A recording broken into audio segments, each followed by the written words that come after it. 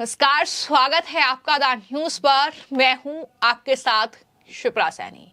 लोकसभा चुनाव में कांग्रेस पार्टी, क्या यूं कहें कि इंडिया अलायंस को एक के बाद एक बड़े झटके लग रहे हैं और अब तीसरे चरण के मतदान से पहले इंदौर से बड़ी खबर है, जहां पर कांग्रेस पार्टी की उम्मीदों पर पानी फेरते हुए कांग्रेस उम्मीदवार ने नामांकन वापस ले लिया है। जी हां, यह बड़ी खबर इंदौर से है। मध्य प्रदेश के इंदौर में कांग्रेस पार्टी के उम्मीदवार अक्षय कांति बम बीजेपी में शामिल हो गए हैं। यह भी बड़ी खबर है। नामांकन वापस लिया है, बल्कि बीजेपी में शामिल हो गए हैं। यह बड़ी जानकारी दरअसल बीजेपी नेता कैलाश विजयवर्गीय की ओर से ही साझा की गई है। बाकायदा एक्स पर एक पोस्ट करते हुए कैलाश विजयवर्गीय गाड़ी में बैठे अक्षय बम के साथ नजर आ रहे हैं। तो इस तरीके से ये कांग्रेस पार्टी के लिए बड़ा झटका है और जाहिर तौर पर जो इंडिया अलायंस तैयार हुआ है प्रधानमंत्री को हराने के लिए, लेकिन नुकसान किस तरीके से हो रहा है ये साफ तौर पर इंदौर में देखने को मिला। और इसके अलावा सूरत में जहां कांग्रेस पार्टी के उम्मीदवार का नामांकन रद्द हो गया, उस पर भी कुछ इसी तरह की तस्वीर देखने को मिली, जहां पर एक तरफा जीत जो है वो बीजेपी ने हासिल कर ली है बिना चुनाव लड़े। ये जीत इंदौर और साथ ही कह सकते हैं कि मध्य प्रदेश पूरा मोदीमय हुआ है और वर्तमान के समय में तो पूरे देश में प्रचंड आंधी चल रही, खासकर मध्य प्रदेश में। हमको मालूम होगा, जैसे जानकारी दूंगा आपको, कि दो प्रत्याशी आपकी इस तरह से इसको समझना पड़ेगा कि कांग्रेस और समाजवादी पार्टी ने 29 सीट पे कॉम्प्रोमाइज़ किया है। 28 सीट कांग्रेस को दी, 1 सीट समाजवादी ने ली। खजुराहो सीट से पहले कांग्रेस के समाजवादी पार्टी के सदस्य ने अपना नॉमिनेशन वापस लिया, या एक तरह से जान करते उनने सरेंडर करते हुए फॉर्म में त्रुटि करी ताकि कलेक्टर के सिर पे आए, और उनने एक तरह से अपना विड्रॉ किया। दूसरा, घोषित रूप से तब इनने कहा था कि हमने प्रशासन में गलती कर दी, ये कर दिया, वो कर दिया, जबकि इस समय स्पष्ट किया था कि ये जो कोई उम्मीदवार फॉर्म भर के अगर हस्ताक्षर नहीं करता और एक जगह नहीं दो जगह नहीं करता है, तो इसका मतलब ये वो चुनाव नहीं लड़ना चाहता। हमने उसमें इशारा भी दिया था। तब भी कांग्रेस और सब लोगों ने कहा नहीं इन्हें गलत किया है। अब जब आज कांग्रेस के घोषित प्रत्याशी ने सबके साथ प्रदेश अध्यक्ष की नगरी में फॉर्म जमा किया और आज विड्रॉल के दिन वापस अगर ले लेता है, तो अब हम क्या कर सकते हैं। कांग्रेस ने घुटने टेके हैं, कांग्रेस के साथ हमारे मध्य प्रदेश के अंदर समाजवादी पार्टी ने घुटने टेके, वो लड़ना नहीं चाहते हैं, उनमें दम नहीं बचा। तो उसमें ये लोकतंत्र की ताकत है, मोदी जी की लोकप्रियता और भाजपा की जनता के पीछे नीचे तक की जड़ें की गहराई है। और मुझे जानकारी मिली है कि जो कांग्रेस का प्रत्याशी उसने भाजपा की सदस्यता के लिए आवेदन भी कर दिया है, तो हम उसके आवेदन पर विचार कर रहे हैं और हो सकता है उसको अगर भाजपा ज्वाइन करना तो कराएंगे भी सही। लेकिन खास महत्व की बात है कि कांग्रेस का प्रदेश अध्यक्ष जिस नगर में रहता हो, उस नगर का प्रत्याशी, उस जिले का प्रत्याशी अगर अपनी लोकसभा की टिकट लौटा रहा है, इसका मतलब है कि कांग्रेस के प्रदेश अध्यक्ष को और राष्ट्रीय अध्यक्ष को इस्तीफा देना चाहिए। बिना चुनाव लड़े ये जीत जो है सूरत में बीजेपी ने हासिल की और अब इंदौर में भी कुछ इसी तरह की परिस्थितियां देखने को मिल रही है, जहां कांग्रेस के उम्मीदवार अक्षय बम ने अपना नामांकन वापस ले लिया है और बीजेपी विधायक के साथ वो दरअसल नामांकन वापसी की अर्जी दाखिल करने पहुंचे थे, जिसे स्वीकार भी कर लिया गया। तो सूरत के बाद ये दूसरा हाई प्रोफाइल केस है जहां पर कांग्रेस पार्टी के कैंडिडेट ने अपना नामांकन वापस लिया है। इस तरीके से लगातार कांग्रेस पार्टी और इंडिया अलायंस को एक के बाद एक झटके लग रहे हैं। कैलाश विजयवर्गीय की ओर से बाकायदा पोस्ट किया गया और यह कहा गया कि इंदौर से कांग्रेस के लोकसभा जो प्रत्याशी हैं अक्षय कांति बम, दरअसल उन्होंने प्रधानमंत्री नरेंद्र मोदी, राष्ट्रीय अध्यक्ष जेपी नड्डा और मुख्यमंत्री मोहन यादव और साथ ही प्रदेश अध्यक्ष के नेतृत्व में बीजेपी में उनका स्वागत है। ये कैलाश विजयवर्गीय का एक पोस्ट जिसने कहीं ना कहीं कांग्रेस पार्टी की नींदें उड़ाती हैं। कांग्रेस पार्टी चुनावों के बीच जिस तरीके से एक के बाद एक झटके लग रहे हैं, कांग्रेस पार्टी को लगातार नुकसान होता नजर आ रहा है। आपको मैं बता दूं कि इंदौर लोकसभा सीट पर चुनाव के लिए 25 अप्रैल तक नामांकन भरे गए थे। नाम वापसी के लिए 29 अप्रैल का दिन आखिरी दिन था और इससे पहले कांग्रेस को कुछ खबर लग पाती, कैलाश विजयवर्गीय ने इस बड़े खेल को अंजाम दे दिया है। इंदौर में लोकसभा चुनाव के लिए मतदान 13 मई को होगा और मतगणना जाहिर तौर पर 4 जून को होगी, लेकिन इंदौर में भी कांग्रेस पार्टी के साथ ये बड़ा खेला कैलाश विजयवर्गीय ने कर दिया है। बाकायदा एक तस्वीर साझा की है और लोकसभा के परिणामों का श्री गणेश सूरत से हो गया है। ये बात हाल ही में जो केंद्रीय रक्षा मंत्री हैं राजनाथ सिंह, उनकी तरफ से कही गई थी। इस पर कांग्रेस ने कहा कि देश का लोकतंत्र खतरे में है। ये भी उन्होंने कहा कि दरअसल कांग्रेस कह रही है कि देश का लोकतंत्र खतरे में है, लेकिन सूरत से बीजेपी का जीत का श्री गणेश हो चुका है। क्या कुछ इस पूरे मामले को लेकर राजनाथ सिंह की ओर से कहा गया है, सुनिए। इंडी अलायंस के जो लोग हैं मतदाता, उनको भी लगता है कि इंडी अलायंस किसी भी सूरत में सरकार बनाने की स्थिति में नहीं है।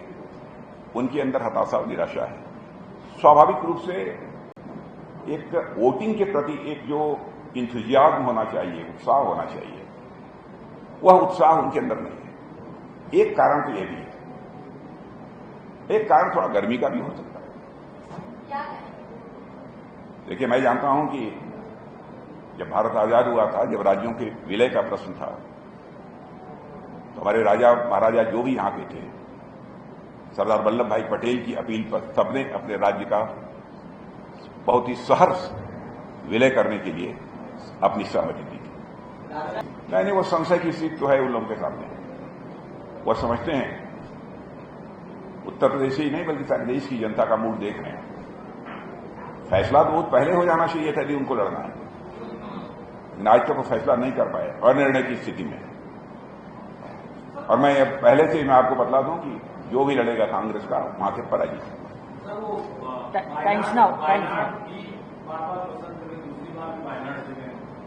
अब देखिए, पहले कहां से वो लड़ते हैं अमेठी से नहीं लड़ते हैं, इसका फैसला होने दीजिए पहले, उसके बाद ही मैं कमेंट कर पाऊंगा।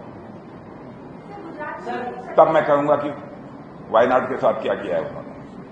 तो साफ तौर पर राजनाथ सिंह का कहना है कि कांग्रेस जो है वो हार की हताशा में कुतर्क दे रही है, ये उनकी तरफ से कहा गया है। लेकिन जिस तरीके से चुनावों के बीच ये नामांकन वापस लेने का दौर न सिर्फ जारी है, बल्कि कांग्रेस के जो प्रत्याशी हैं वो दरअसल नामांकन वापस देने के बाद बीजेपी में शामिल हो रहे हैं। ये अपने आप में हैरान कर देने वाली जो कहीं ना कहीं खबरें हैं वो सामने आ रही है। और जिस तरीके से ये गठबंधन किया गया है, जाहिर तौर पर तमाम जो राजनीतिक दल हैं वो एक साथ आए हैं, तो ऐसे में एक सीट पर उम्मीदवार भी ज्यादा नहीं है, क्योंकि जो इंडी गठबंधन में शामिल पार्टियां हैं वो एक ही उम्मीदवार एक सीट से उतार सकती हैं। तो ऐसे में अगर एक उम्मीदवार नामांकन वापस ले लेता है तो दूसरा कोई विकल्प नहीं बचता है। तो ऐसे में कहीं ना कहीं बीजेपी को इसका सीधा फायदा होता हुआ नजर आ रहा है। तो एक तरफ भारत में लगातार चुनाव प्रचार चल रहा है, इस तरीके से सियासी जो कहीं ना कहीं सुगबुगाहट है वो तेज हो रही है, सियासी पारा लगातार बढ़ रहा है। लेकिन वहीं ब्रिटेन भी इससे अछूता नहीं है। ब्रिटेन में ओवरसीज फ्रेंड्स ऑफ बीजेपी ने लंदन में रन फॉर मोदी और फ्लैश मॉब कार्यक्रम का आयोजन किया है। यूके में भारतीय प्रवासियों ने बीजेपी और प्रधानमंत्री नरेंद्र मोदी के लिए अटूट समर्थन अपना जाहिर किया है। इससे पहले यह आयोजन शानदार सफलता में बदल गया। प्रतिभागियों ने अलग अलग गतिविधियों के माध्यम से बीजेपी के दृष्टिकोण और नेतृत्व के साथ एकजुटता को उजागर करते हुए उत्साहपूर्ण समर्थन प्रदर्शित किया। तो ये तस्वीरें भी हैं जहां विदेशों में भी जो भारतीय लोग हैं जो रह रहे हैं वो दरअसल प्रधानमंत्री नरेंद्र मोदी के लिए अपना समर्थन जाहिर कर रहे हैं। और overseas friends of BJP UK के जो महासचिव हैं उनकी तरफ से क्या कुछ कहा गया है इस पूरे कार्यक्रम को लेकर हम लोग 2019 का भी मोदी जी के लिए यहाँ पे प्रचार कर रहे हैं। ये हम लोग ऐसा नहीं है, हम यहाँ पे लोगों को उत्साह है 2019, 24 और 29, 34 में भी करेंगे, मगर ये लोगों का उत्साह है बीजेपी मोदी का लेके। मोदी जी ने हम लोगों को एनआरएस का स्पेशली यहाँ पे इंडियंस के लिए ग्लोबली ये सेल्फ कॉन्फिडेंस इतना बढ़ाया था, इतना डेवलपमेंट किया था। हम लोगों का 370 आर्टिकल निकाला था। हम लोग कितना साल से 78 ईयर्स से हम लोग वेट कर रहा था, 77 ईयर्स से, और एक ब्लड शेड नहीं था, इतना डेवलपमेंट किया था। और अयोध्या राम मंदिर किया था, एक हमारा आस्था था, हमारा कॉन्फिडेंस, इतना गूज बम्स आया था उस दिन जनवरी 22 जब देखा था उसका। 500 साल से हम लोग वेट कर रहे थे इसके लिए। ये हम लोगों के लिए, एक हिंदू के लिए, मगर ग्लोबली जो इंडियंस है उन लोगों के लिए एक गूज बम्स था उसका, जो राम जन्मभूमि का जो सनातन धर्म। और हम लोगों के लिए भगवान ने मोदी जी को भेजा है इस काम करने के लिए।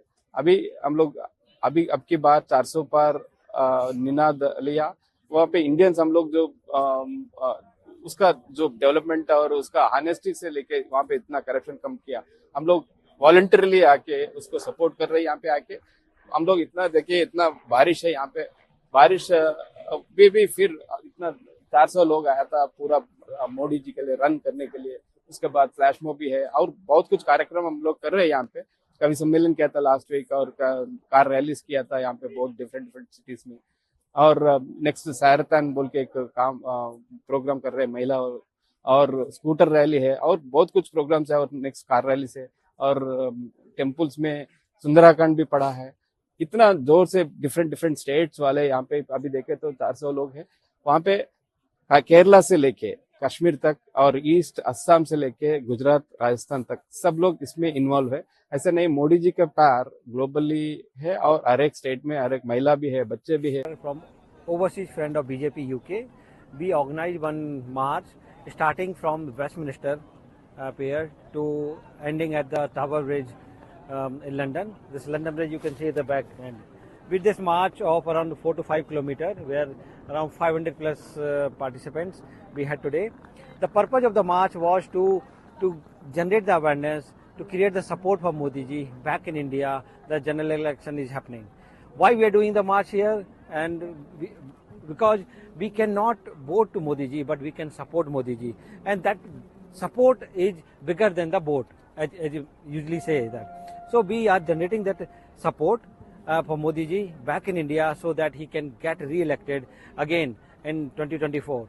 And because Modi ji doing such amazing work in India, which is we can feel, and that he making proud to all NRI across the globe. That's why we are supporting. तो साफ तौर पर उनका कहना यह है कि ये बीजेपी और पीएम मोदी के लिए लोगों का उत्साह है। तो कुल मिलाकर न सिर्फ भारत बल्कि विदेशों में भी पीएम मोदी के समर्थन में एक तरीके से रैलियां निकल रही हैं। और भारत में तो बीजेपी ने कहीं न कहीं बिना चुनाव लड़े ही जीत की शुरुआत कर दी है। जिस तरीके से सूरत से मुकेश दलाल की निर्विरोध जीत हुई है, जिससे कांग्रेस पार्टी तिलमिलाई हुई है, और जिन्होंने नामांकन वापस लिया है नीलेश कुंभानी, उन्हें 6 साल के लिए कांग्रेस ने निलंबित भी कर दिया है। तो कुछ इस तरीके की बौखलाहट देखने को मिल रही है। और वहीं दूसरा बड़ा झटका अब इंदौर से लगा है, जहां पर बीजेपी का जाहिर तौर पर गढ़ है। तो ऐसे में एक बार फिर से अपने गढ़ को फतेह करने की तैयारी बीजेपी ने कर ली है, क्योंकि कांग्रेस पार्टी के उम्मीदवार ने कांग्रेस को धोखा देते हुए बीजेपी का दामन थाम लिया है। फिलहाल आपकी इस खबर को लेकर क्या राय है, हमें कमेंट बॉक्स में जरूर लिखें। धन्यवाद।